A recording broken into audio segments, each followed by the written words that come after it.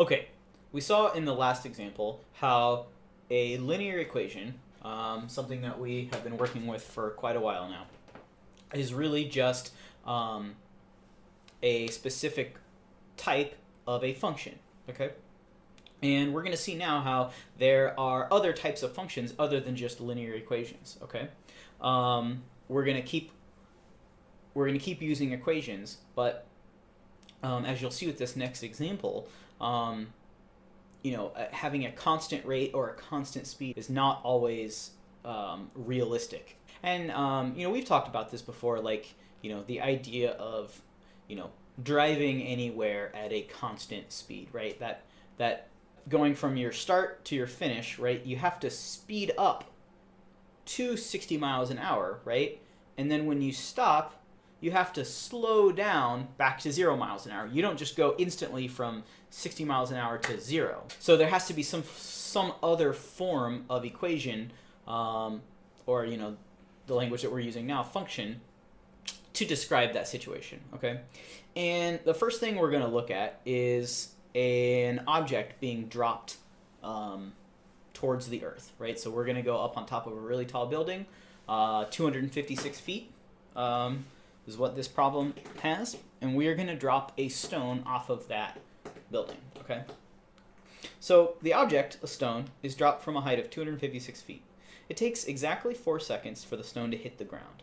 How far does the stone drop in the first 3 seconds? What about the last 3 seconds? Okay, and kind of the meat and potatoes of this problem, can we assume constant speed in this situation? That is, can this situation be expressed using a linear situation? So there's a video that I'm going to link below, also in Google Classroom, that I want you guys to check out. It's like a 10-second video of a ball being dropped off of the side of a building. You can watch it just to sort of see what I'm talking about here, but you don't need to watch it. I'm going to give you the data here in just a second. Okay. So I put these two tables up here just so we can see what the linear version looked like from example 1 and what the real world situation looks like. Okay, and I'm just gonna go ahead and we'll tell you that you probably already figured out that it's not gonna quite match up. So in both of the models, it has gone 256 feet after 4 seconds, right? So we didn't really specify what object we were working with before, but after 4 seconds, it's gone 256 feet. Okay, with this one, we're dropping it from a height of 256 feet, and it hits the ground at exactly 4 seconds. Okay, so after 4 seconds, it is gone exactly 256 feet. Okay, so we're all good there. But what this says is that after 3 seconds, it's gone 192 feet. Okay, so travels 192 feet in the first 3 seconds.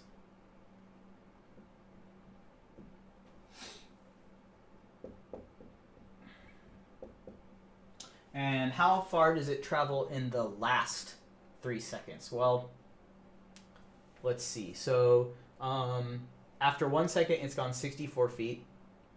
So to figure out how far it's traveled from seconds 2, 3 to 4, we just have to subtract 256 minus 64, and we get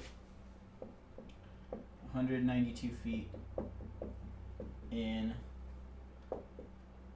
the last 3 seconds.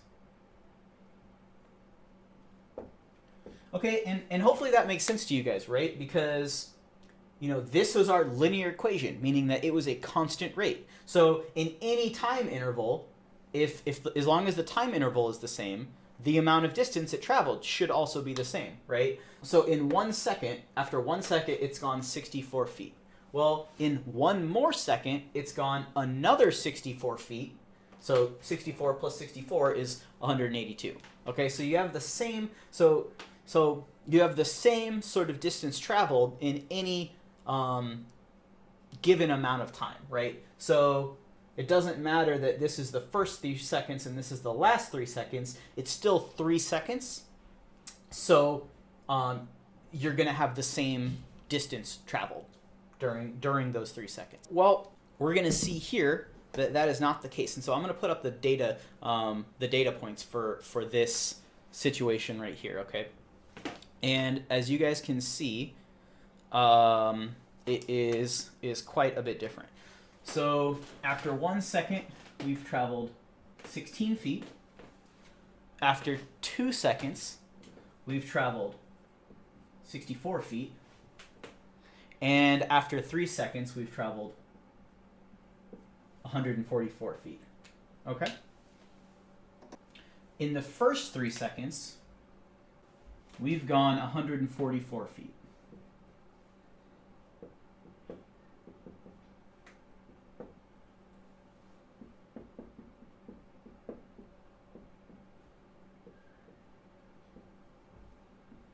Okay?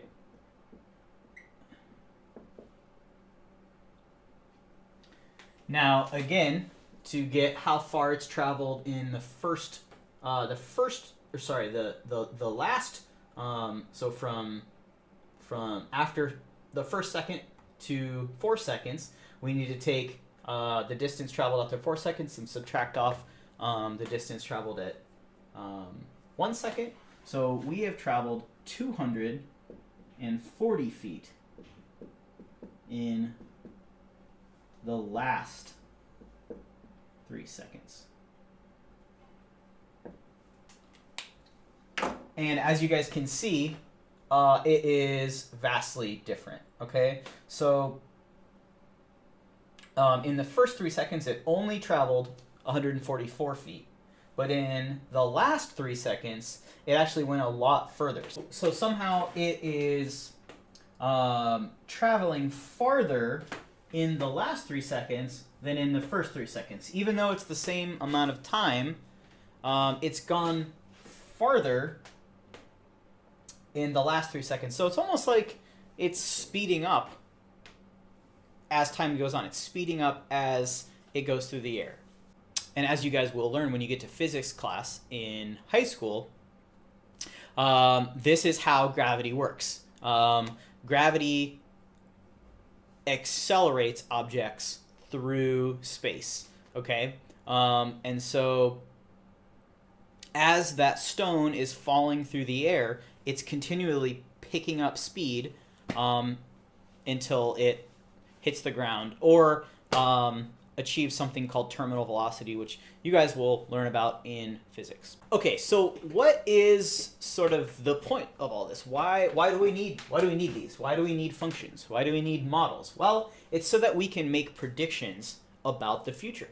Okay, like let's look at our first example with the linear equation. Okay, we have the linear equation y equals 64x.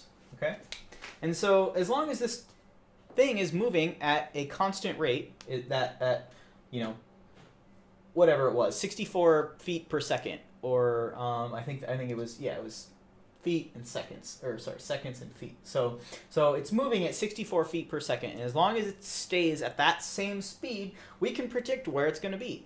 So it's not written up here, but what if I wanted to know, how far this thing had gone after, let's say 3.5 seconds. Okay, well, all we have to do is plug that time into our equation, and we get an answer.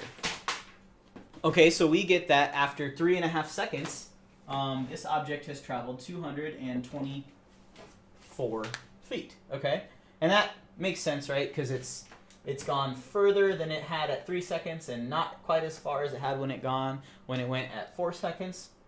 Say I wanted to know how far is this object going to be from the starting point after 30 seconds. Okay, well, you do the same thing. You plug in that time, 30 seconds, into your original equation, and you find out that it's gone 1,920 feet after 30 seconds. Okay? But as some of you might be able to see, this is very restrictive, okay? This only allows us to make predictions if it's, if that object is going at that very constant speed. And as we've seen, in the real world, constant speeds are not that common. Hey guys, future Mr. Parker here. Just wanted to tack this onto the end of the video. Now that we've sort of done the first two examples, I want you guys to go ahead and try exercises 1 through 6 in the workbook. Don't worry about getting started on the problem set unless you're just super bored and you really want to, but I'm going to get some more videos up about this towards the end of the week. Thanks guys. Bye.